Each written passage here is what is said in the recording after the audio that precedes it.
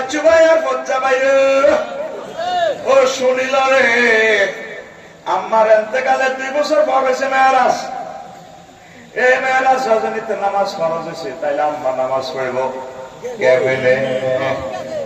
আমার এতেকালে 4 বছর পর দ্বিতীয় হিজরিতে রোজা এবং যাকাত ফরজ হয়েছে, তাইলে আম্মা রোজা এবং যাকাত পড়ব কেমনে?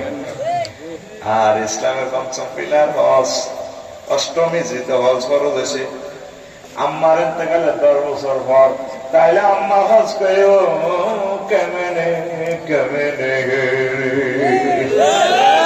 শুধুমাত্র ইমানের কারণে আম্মাকে আল্লাহ সালাম দিয়েছে, জান্নাতের শুভ সংবাদ দিয়েছে, তাহলে সবচেয়ে বেশি দাম ইমানে,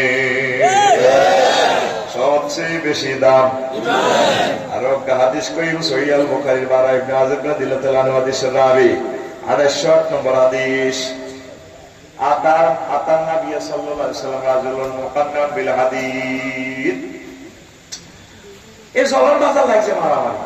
দইন বাজার লিডার মুহাম্মদ সাল্লাল্লাহু আলাইহি ওয়াসাল্লাম, উত্তর বাজার হলো তাগুত শক্তি, লোককে কাফেরের পক্ষে মেসেজ জানালো আছে মুকান্নাম বিল হাদিদ, লোহা হেলমেট করি হয়তো নবী হয়েছিল নগর উপবাইতা কোন আমার কলম পরিবর্তন হয়ে গেছে উপবাইতা বাড়ারে আসলিম উপাতিল নাইকে আগে ইমানের দাম কোবাকুবি করতাম জলম বাজার। আসলিম আগে ইমান সুম্মা কাতিল, তারপর কোবাকুবি কর। আসলাম রাজুল, লোকটা আগে ইমান আনলো, সুম্মা কাতাল, তারপর জিহাদের ময়দানে ঝাঁপিয়ে পড়লো, অসংখ্য কাফেরেরা হত্যা করলো, সুম্মা কুতিলা, নিজেও শহীদ হয়ে গেল। লাশ জানাজার দিকে নিয়ে যাওয়া হচ্ছে,